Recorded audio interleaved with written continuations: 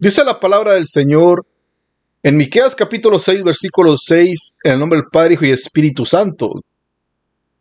¿Con qué me presentaré ante Jehová y adoraré al Dios Altísimo? Me presentaré ante él con holocaustos, con becerros de un año. ¿Se agradará Jehová de millares de carneros o de 10,000 arroyos de aceite? ¿Daré mi primogénito por mi rebelión, el fruto de mis entrañas por el pecado de mi alma? Oh hombre, él te ha declarado lo que es bueno. ¿Y qué pide Jehová de ti? Solamente hacer justicia, amar misericordia y humillarte ante tu Dios. Comencemos este mensaje con el tema lo que pide Jehová. ¿Qué es lo que pide Jehová de su pueblo? ¿Qué es lo que pide Jehová para su pueblo? Porque vamos a ver este tema en aquellos tiempos, los tiempos de Miqueas, pues había un desenfreno en Israel. Había un desenfreno, un pecado que abundaba en Israel. El pecado estaba abundando y el Señor levanta al profeta Miqueas de Moreset para predicarle al pueblo de Israel y también a Judá. Había un pecado tan grande que llegaban al punto de oprimir al pobre. Los ricos oprimían a los pobres y los oprimían, les cobraban intereses, etcétera, pero intereses demasiado alto, que cometían injusticias, sobornos, etcétera. Tanta era la maldad que el Señor levanta al profeta Miqueas para exhortar al pueblo de Israel a que se arrepienta de sus pecados. Pero llegamos a este capítulo 6. Dice: ¿con qué me presentaré ante Jehová? Adoraré al Dios Altísimo. Me presentaré ante él con holocaustos, con becerros de un año. En la antigüedad se acostumbraba a ofrecer estos holocaustos. Era una ley establecida por el Señor. Dios lo había instituido así, que por el pecado se ofrecieran los holocaustos. Pero lamentablemente a la gente de Israel pues lo tomó como una rutina solamente, algo pasajero lo tomó como algo pasajero, que el pueblo decía: pues hoy peco, mañana le ofrezco a Jehová mi holocausto. Y así se la pasaba, pecando y ofreciéndole a Jehová un holocausto. Dice la palabra del Señor que Dios lo instituyó, que el sacerdote tenía que ofrecer el holocausto, un holocausto sin defecto.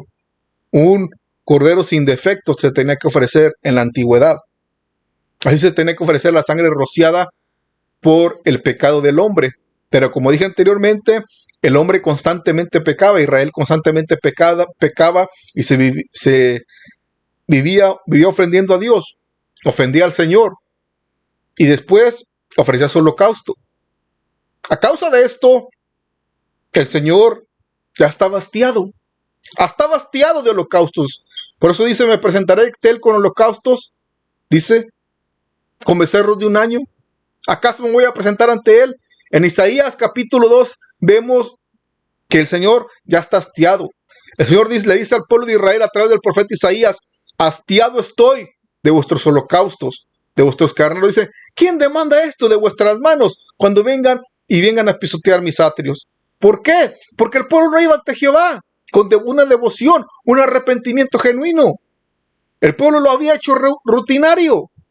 Había hecho su rutinario. El pueblo sabía que tenía que ofrecer holocaustos a Jehová. No lo hacía por obediencia, por una convicción, por un arrepentimiento genuino, sino que el pueblo lo hacía por obligación ya. Y el pueblo incluso lo agarró, como dije anteriormente, por una rutina. El pueblo decía: no, pues voy a ir a pecar. Y ya mañana le ofrezco un holocausto a Jehová. Jehová se va a agradar de mí. Y se pasaba el pueblo pecando. No hay un arrepentimiento genuino. Así en la actualidad, no hay un arrepentimiento genuino. ¿Cuántas veces no miramos en las congregaciones que personas que según se arrepienten de sus pecados, pero no se paran en una iglesia? No hay un arrepentimiento genuino. Se convierten a Cristo, pero digo, no hay un arrepentimiento genuino por el hecho de que las personas pues no se someten al Señor, no viven para Dios, no cambian de vida, no hay un cambio de vida. El Señor, cuando transforma el corazón del hombre, lo transforma, lo cambia, lo hace una nueva criatura a la persona. La persona nace de nuevo. La vida nueva es una vida nueva, perdón, en Cristo, y la vida vieja tiene que quedar atrás. Todo tiene que cambiar.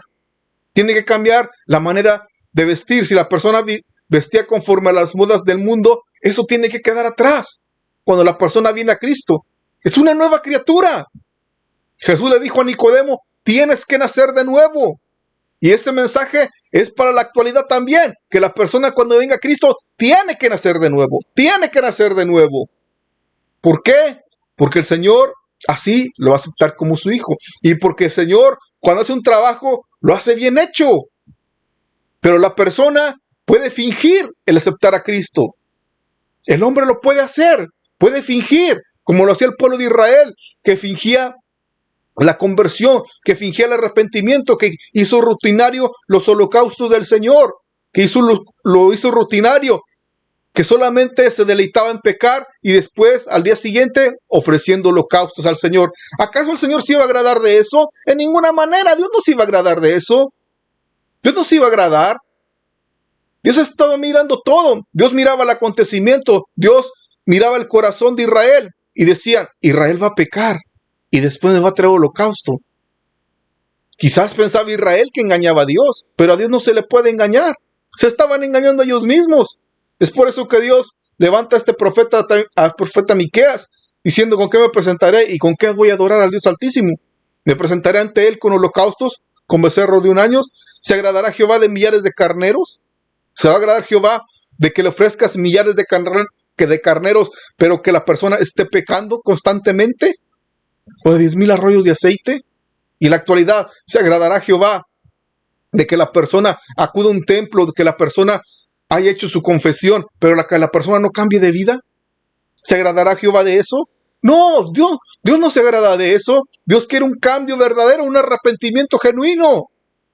Eso es lo que Dios quiere. Una conversión genuina. Así es como Dios la quiere.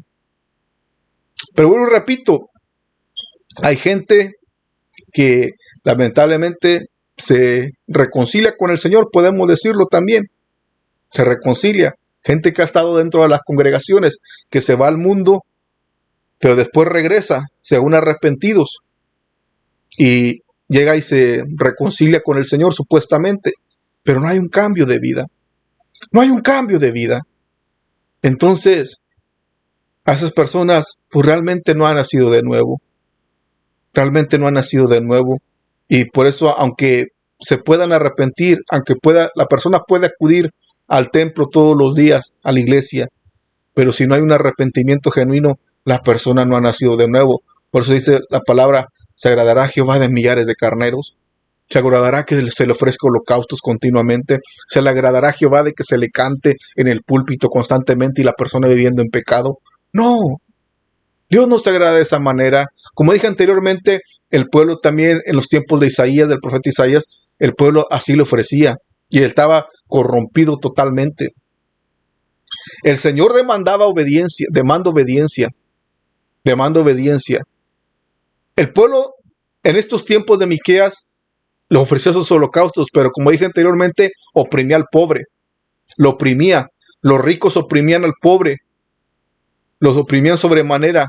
Eran un pueblo que no hacía justicia, que en los juicios favorecían a los ricos,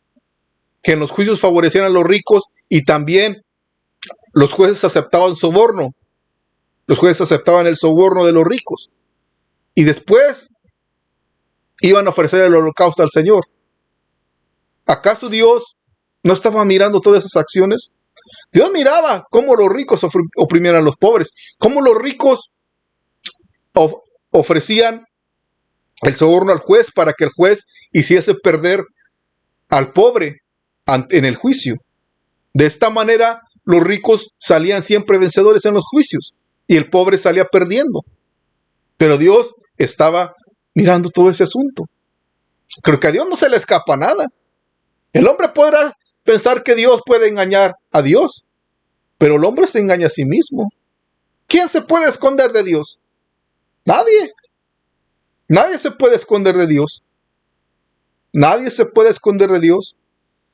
Aparentemente, o quizás el hombre así lo piense, porque no mira quizás los juicios de Dios como se miraba en la actualidad, como se miraba en la antigüedad, cuando se levantaban aquellos en el pecado. Por ejemplo, el pueblo de Israel cuando iba por el desierto, cuando se levantaba Acán, cuando se levantaban aquellos varones contra Moisés, cuando se levantó Coré, todos esos varones contra Moisés, que dijeron que solamente por Moisés ha hablado Jehová, y dijeron, no ha hablado también, todo el pueblo es santo, dijeron.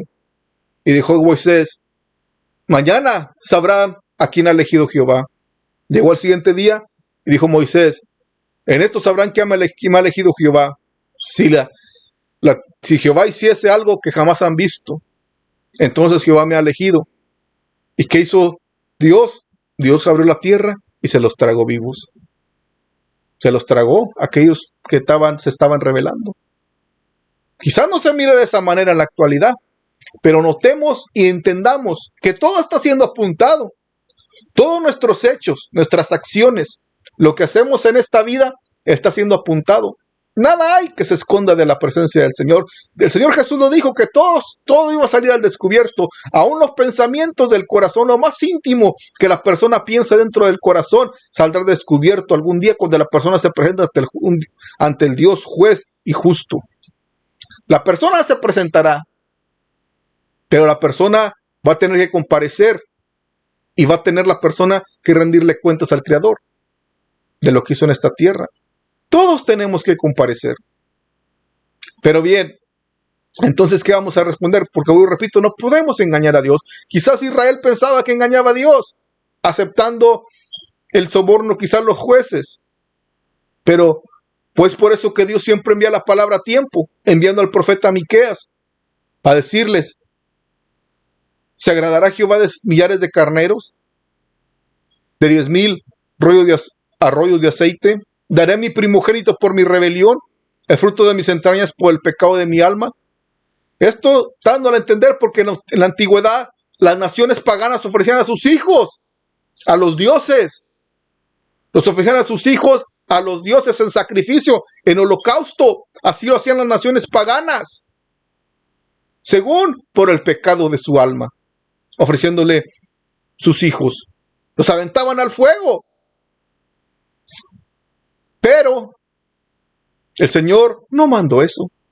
Antes les dijo al pueblo de Israel que se apartara de sus pecados. Ahora bien, viene el versículo 8. Dice, hombre, Él te ha declarado lo que es bueno. ¿Y qué pide Jehová de ti? Solamente hacer justicia, que le hagas justicia también al pobre, que le hagas justicia. Eso es lo que Dios te demanda. Eso es lo que Dios quiere, que hagas justicia, que seas un Dios justo. Porque la palabra de Dios dice, sed justos. Sed justos, dice la palabra de Dios, porque Dios es un Dios justo. Sed justos. Dios es un Dios justo que obra justicia. Y si Dios es un Dios justo que obra justicia, el hombre tiene que obrar justicia. Si somos hijos de Dios, tenemos que ser justos para con los demás. Un hijo de Dios, uno que realmente ha sido lavado con la sangre del Señor, no puede obrar injusticia. No debe obrar injusticia. Si una persona anda obrando injusticia, pues lamentablemente no es hijo de Dios. No es hijo de Dios. Porque Dios es un Dios justo, un juez justo. Este pueblo quizás se jactaba de que eran unos hombres justos, pero eran unos jueces, digamos, corruptos.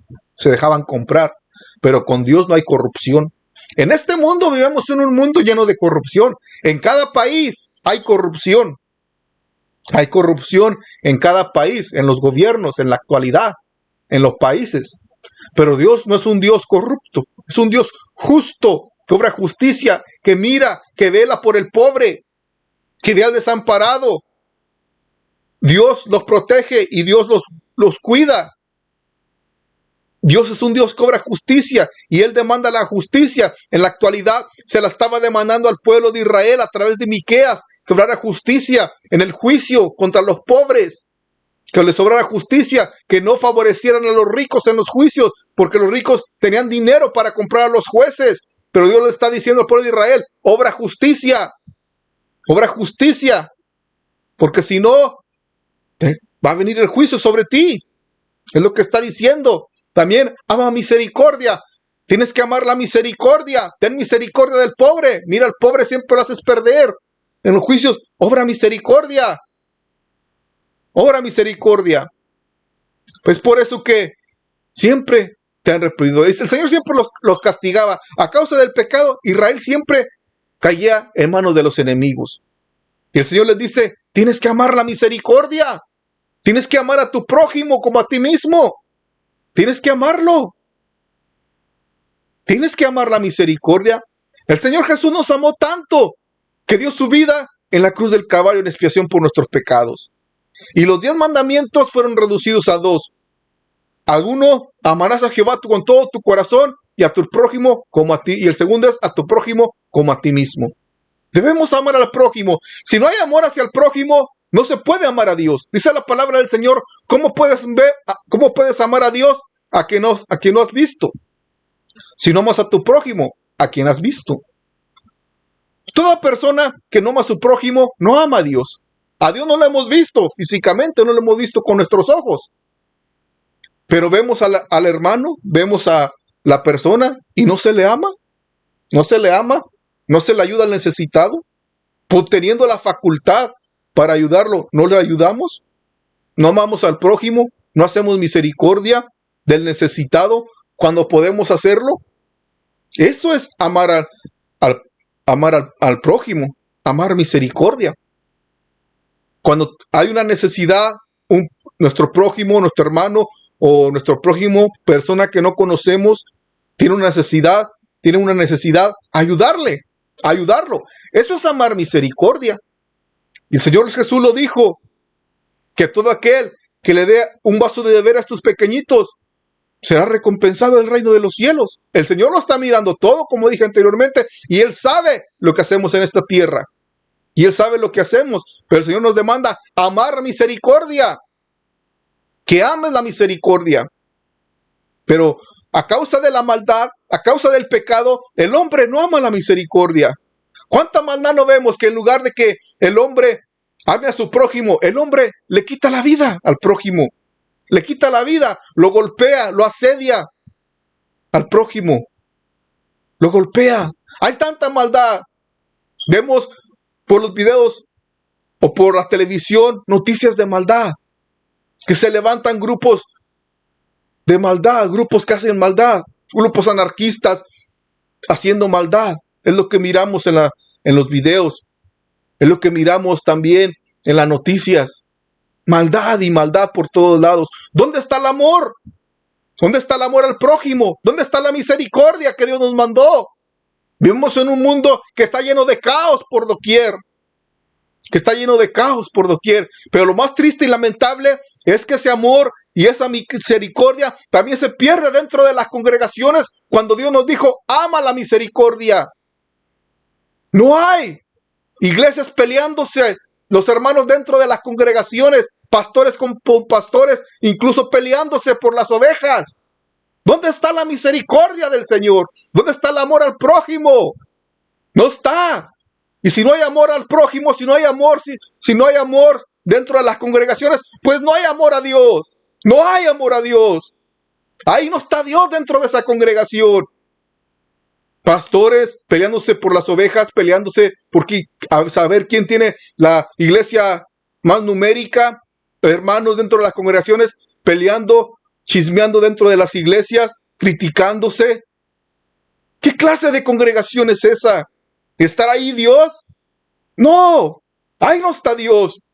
Quizás los miembros de la congregación podrán cantar, podrán congregarse todos los días, pero si no sacan eso de esa congregación, Dios no será presente. Todo eso es un pecado que el Señor aborrece. Dios quiere que nos amemos unos a otros, que vivamos como vivía la iglesia primitiva en los tiempos antiguos, cuando tenían todas las cosas en común. Todas las cosas tenían en común, que se amaban unos a otros, que si uno tenía una heredad, la vendía y las traía todos todo lo que la ganancia a los pies de los apóstoles para que se distribuyera según la necesidad de los miembros. Tenían todas las cosas en común, pero lo que vemos hoy en la actualidad es pleito. Es pleito dentro de la congregación. ¿Qué le vamos a decir al Señor cuando nos presentemos ante Él? ¿Qué le vamos a decir a Dios cuando estemos ante su presencia? ¿Qué le van a decir? ¿O qué le vamos a decir si no hay amor al prójimo? ¿Qué le vamos a decir al Señor? ¿Cuál será nuestra excusa? No va a haber excusa ante el Señor. Él es nuestro mayor ejemplo a seguir acerca del amor, porque Él nos amó tanto que dio su vida en expiación por nuestros pecados. Él es nuestro mayor ejemplo. Él nos enseñó a amar. Él nos enseñó a amar al prójimo. Él nos enseñó a amar porque Él es nuestro mayor ejemplo, porque Él nos amó primero a nosotros. Él nos amó primero, que dio su vida, que derramó su preciosa sangre carmesí en expiación por nuestros pecados, para que nosotros pudiéramos ser salvos de la condenación eterna. Él es nuestro mayor ejemplo. Pero ¿dónde está la práctica del amor? ¿Dónde está la práctica de la misericordia que se debe tener para con el prójimo? Se está perdiendo en la actualidad, porque lamentablemente las personas dentro de la congregación están apostatando de la fe. Muchos están yendo al mundo por falta de amor, por falta de misericordia que no hay hacia el Señor. Hay mucho por qué hablar acerca de la misericordia que el Señor quiere. ¿Por qué querrá el Señor que amemos la misericordia? ¿Por qué Él nos tuvo misericordia de nosotros? Y si Él tuvo misericordia de nosotros, nosotros debemos tener misericordia de nuestro prójimo, de nuestros hermanos. Y debemos humillarnos también, como dice aquí el versículo 8, humillarnos ante Dios. Pero qué difícil es. Es difícil que el hombre se humille ante Dios. El hombre está tan lleno de soberbia, tan lleno de arrogancia. Es orgulloso por naturaleza. El hombre es orgulloso por naturaleza. Que se siente que lo tiene todo. Se siente el rey del mundo. Quiere conquistar el mundo para él, el hombre sin Dios. No sabe quién es Dios, no sabe qué vino a este mundo. Solamente sabe que quiere conquistar este mundo.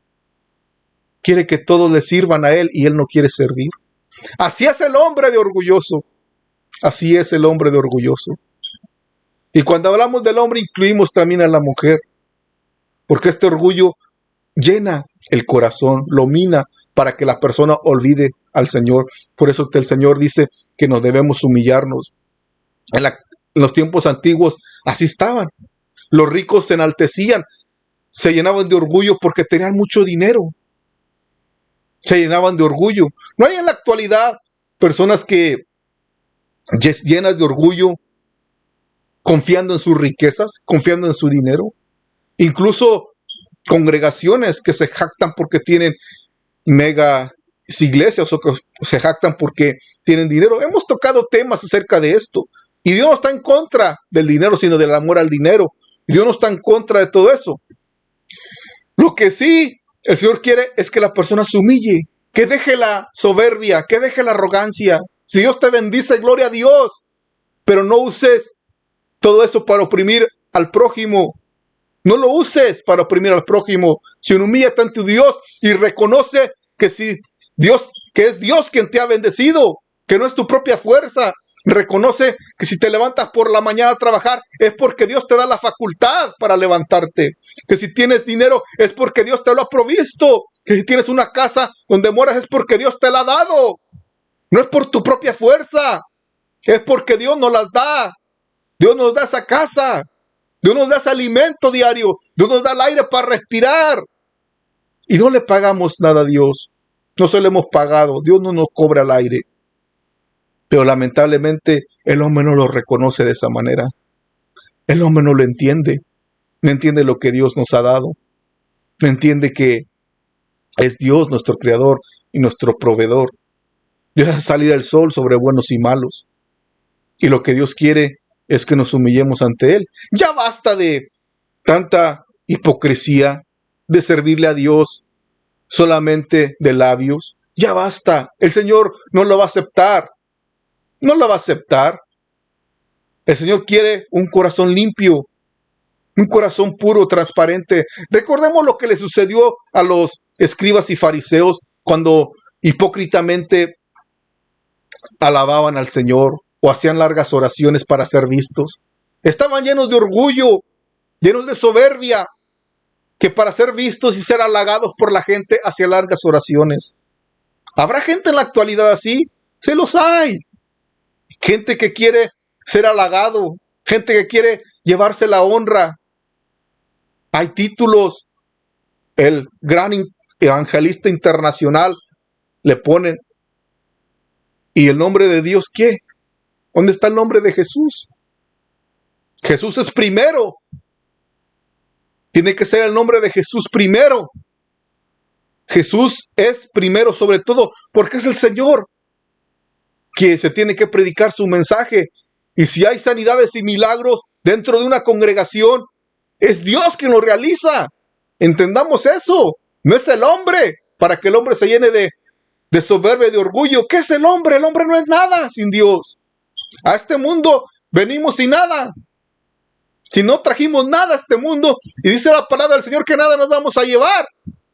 El hombre no se va a llevar su dinero que tiene consigo, no se va a llevar su casa, no se va a llevar su auto, su camioneta, nada se va a llevar consigo cuando muera.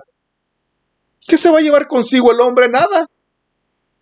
Entonces surge la pregunta, entonces ¿por qué el hombre se llena de orgullo? Porque el diablo le ha minado la mente para que el hombre se sienta que la puede todo, que puede conquistar este mundo sin la ayuda de Dios, para que el hombre sienta que puede hacer todo sin Dios. Pero recordemos que el que se llenó de orgullo primero y quiso quitarle el trono a Dios fue Satanás, que el Señor lo reprenda. Él fue el que quiso quitarle el trono a Dios, él fue el que se llenó de orgullo. Pero ¿qué pasó? Dios lo desterró, le quitó lo que tenía allá en los cielos y lo aventó a la tierra, lo arrojó a la tierra. ¿Por qué? Porque quiso usurpar el trono de Dios.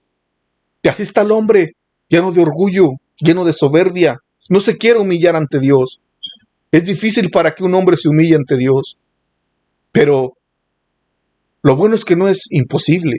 Sí se puede. Sí se puede. Si el hombre le da lugar a Dios. El hombre necesita darle el lugar a Dios que le corresponde. Necesita humillarse, necesita arrepentirse. Necesita reconocer a Jesús como su Salvador. Necesita aceptarlo como su Salvador, reconocerle. Y decir y saber y reconocer que Dios es el todo en nuestra vida. Que Dios es el todo y que sin el Señor Jesús no somos nada. Sin el Señor no somos nada. Somos polvo solamente. Fuimos creados del polvo, somos frágiles. Somos como la neblina que por la mañana está y después desaparece. Así lo dice la palabra del Señor. Entonces, ¿por qué se jacta el hombre? Se jacta en su ignorancia, no sabiendo que los años pronto pasan y volamos. Vamos de paso solamente. ¿Por qué se da de jactar? Es que el enemigo le ciega el entendimiento. Pero no quieren entender. Gente que no quiere entender, no se quiere humillar. Pero lo triste y lamentable, dentro de las congregaciones, sabiendo y reconociendo que Dios es el dador de la vida, sabiendo y teniendo el conocimiento que Dios es el único dador de la vida, porque quieren tener el primer lugar en todo, tan como Diótrefes, que quería tener el primer lugar en todo. Tenían tener el primer lugar en todo, pero el primer lugar es de Dios, entendamos eso. Dios merece el primer lugar en toda nuestra vida y en todo nuestro ser. ¿Quién murió por nuestros pecados? El Señor Jesús. Él merece la honra, Él merece la alabanza, Él merece todo y Él merece la obediencia. Y Él quiere justicia, que hagamos justicia, que amemos la misericordia y que nos humillemos. Él quiere que nos humillemos. ¿Por qué querrá que nos humillemos? Porque al humillarnos reconoceremos que Él es el Todopoderoso y que solamente Él merece ser exaltado y adorado. Quiere que dejemos todos los holocaustos, los sacrificios que para nada ayudan, ya. Hastiado está el Señor ya de eso. Hastiado está. Incluso para los tiempos del profeta Malaquías, ya les era un fastidio ofrecer holocaustos al Señor, que le ofrecían lo dañado, lo cojo y lo ciego. Y en la actualidad a la gente también se le hace fastidio acudir al templo. Muchos ya acuden solamente para que el pastor no les diga nada. Pero hace un fastidio ya para ellos.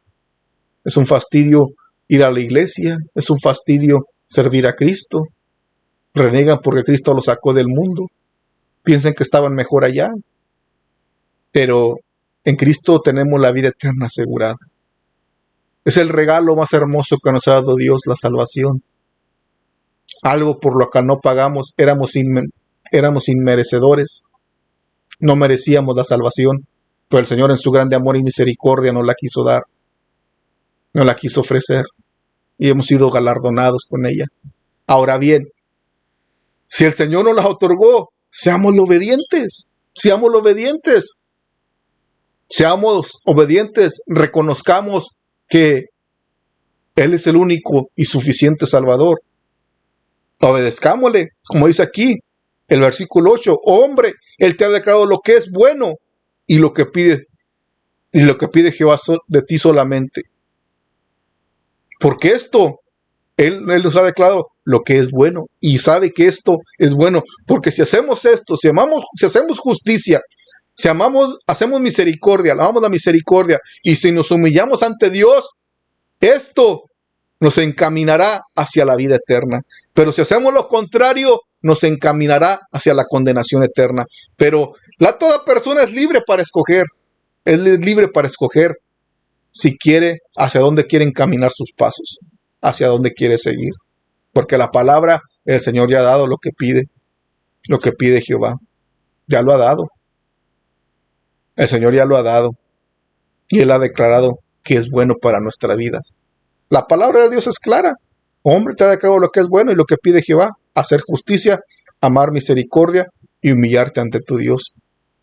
Quizás muchos digan, yo estoy haciendo esto, yo amo justicia, yo no le hago mal a nadie, yo amo a mi prójimo, no le hago mal a nadie. Pero te has humillado ante Dios, has reconocido al Señor como tu Salvador, lo has aceptado, vives en obediencia para Él. En la Biblia está todo cómo debemos conducirnos y humillarnos ante tu Dios.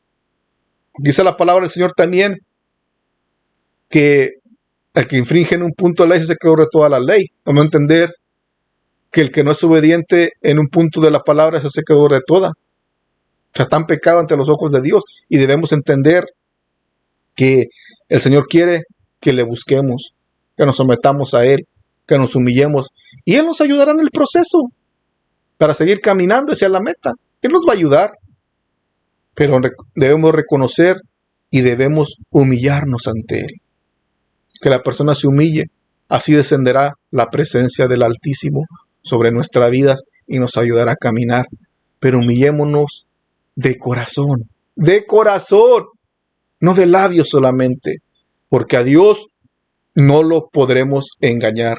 Él sabe si la persona se está humillando de corazón o es solamente de labios. Él lo conoce todo y Él mira nuestros pasos, hacia dónde nos dirigimos, y Él vela nuestros pasos, lo que estamos haciendo en este mundo. Bueno, hermano y amigo, gracias por llegar a este punto del video. Si le gusta el video, yo le pido que le dé me gusta y lo comparta para así llegar a más personas. Dios le bendiga. Nos miramos en el próximo video.